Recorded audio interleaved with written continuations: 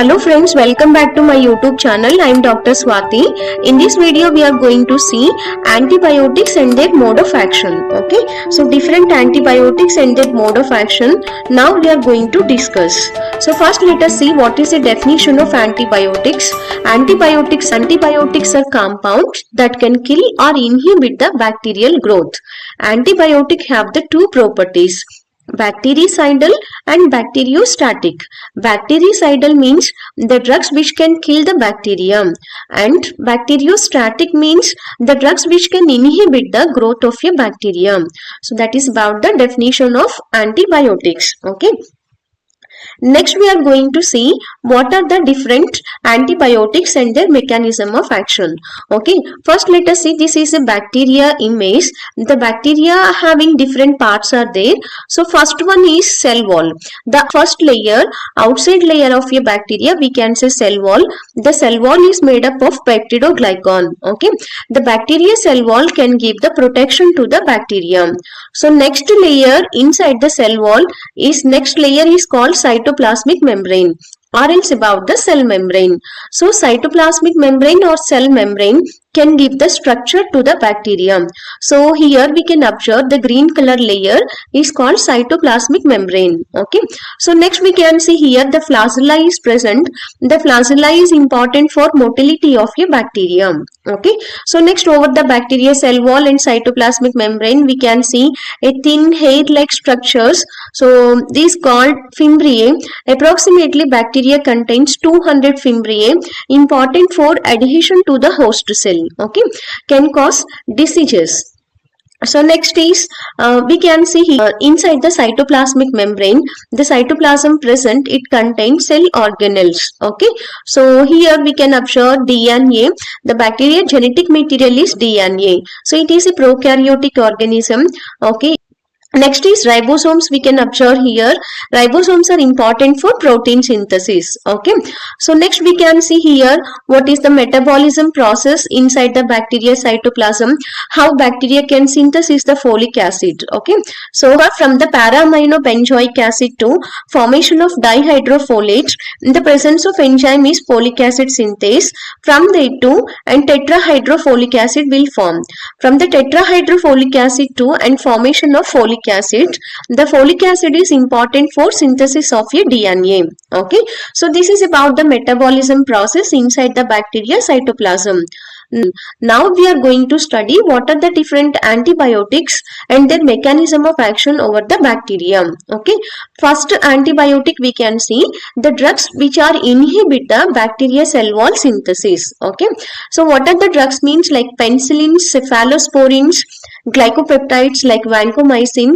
So these all are the drugs acting over the bacteria cell wall and inhibit the bacteria peptidoglycan synthesis, and finally the cell become weak and cell lysis we can observe. Okay, so next classification of antibiotics are the drugs acting on the cytoplasmic membrane and damage the cytoplasmic membrane.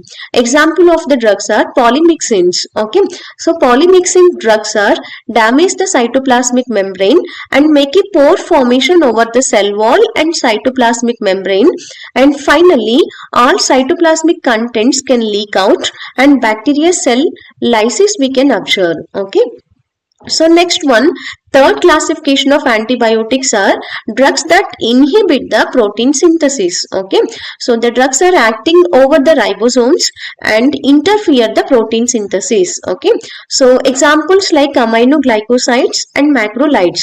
Aminoglycosides like gentamicin, amikacin, streptomycin, etc. and macrolides are azithromycin.